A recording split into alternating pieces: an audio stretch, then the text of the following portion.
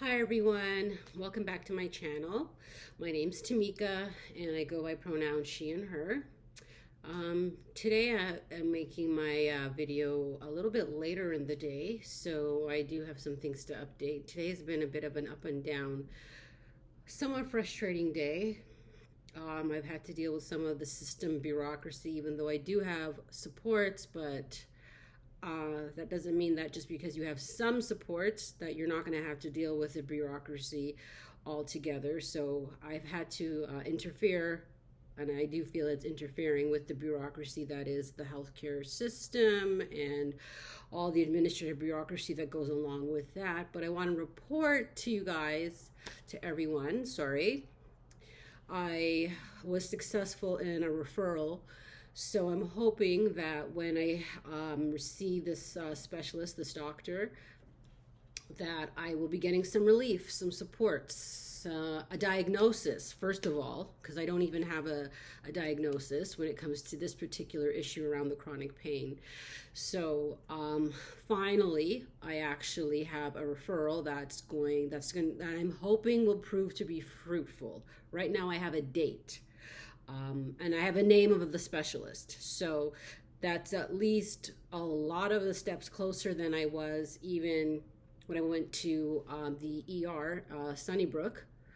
So the referral did not come from that, even though they did make referrals on my behalf. This referral was made possible through my family doctor.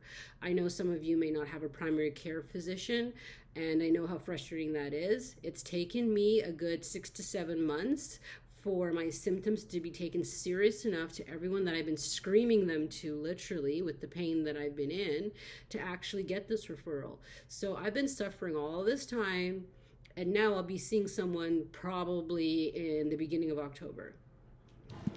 So it's a process, and it's a process that involves wait list, back and forth between a primary care physician, specialist office, admin, and not every day you have the bandwidth capacity emotionally to be able to carry and manage that. I know that I've been finding I don't. I have less and less patience and tolerance. It's just becoming too much. It's a job in and of itself. And I'm on a medical leave for a reason. So why is my job now trying to be chasing after all of these different offices just to get the care that I should be getting? But I know this is not unique to just Tamika. This is happening out there. So 7 months, I've received a name, a referral has been accepted. I sent my other referrals either through going through the hospital ER, doing it on my own, going to walk-ins, and nothing came out of that, nothing whatsoever. Even referrals that my family doctor sent got rejected too. So you know what? We hit the jackpot with this one, and I'll let you know how it goes. At least my name is on a list somewhere where somebody's actually looking at it. So that's something I wanted to share because I feel it's at least something uplifting and positive, meaning that it can happen. It will take a lot of time, and this took a lot of not only time but a lot of supports from a lot of people of my entire care team. This is not just my family doctor. I have a care team that I've had to cultivate and work within in order to navigate this entire system. If I was doing this on my own by myself with just my family doctor, or just putting it all on my family doctor, I would still be waiting for the referral and for someone to get back to me eventually.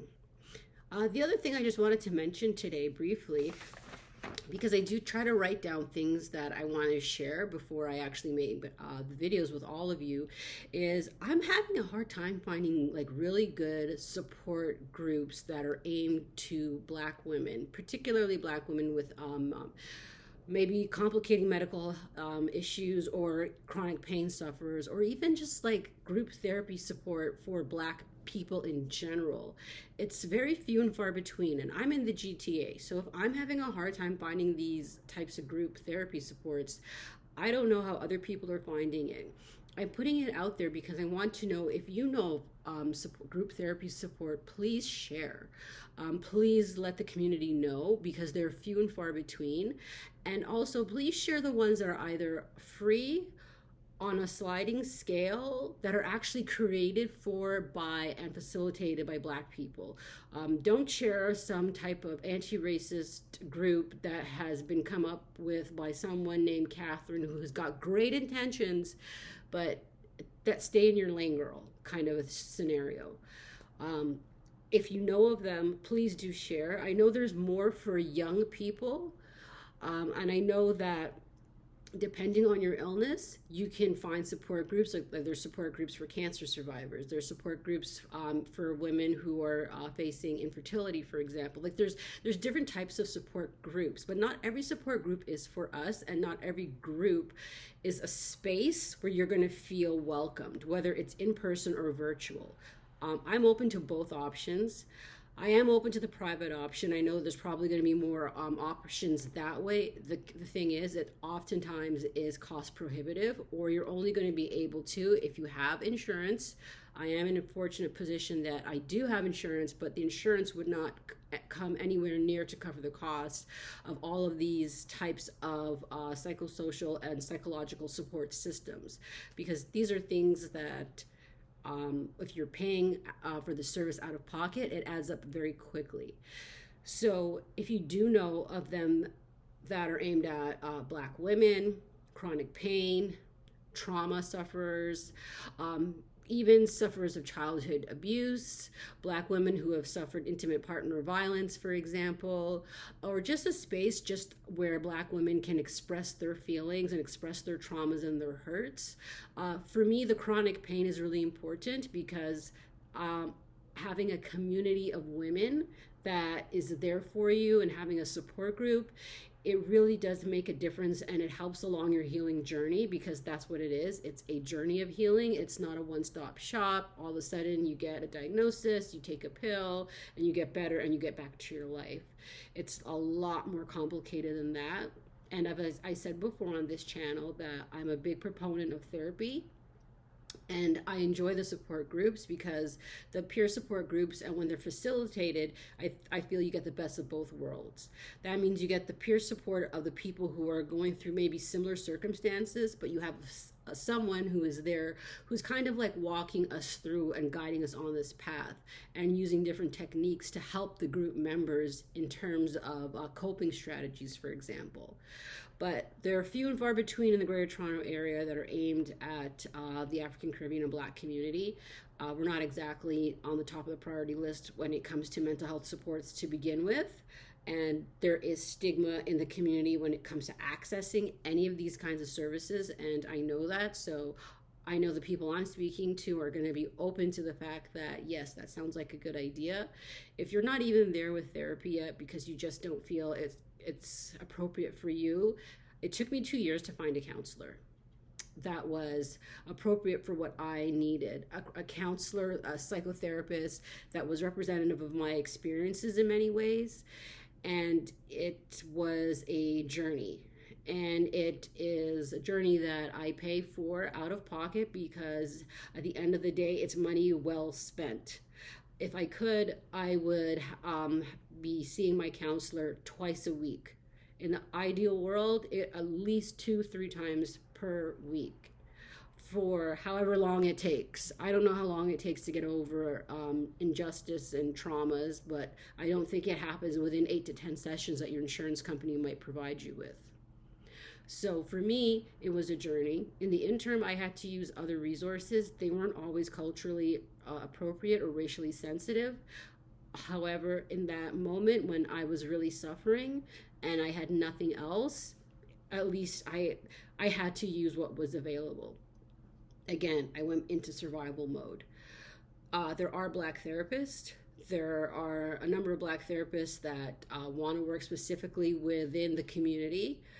There are Black therapists that will work on specific issues that you might be facing. So you can find yourself a Black therapist. It's not impossible. There are going to be some barriers, but it is doable.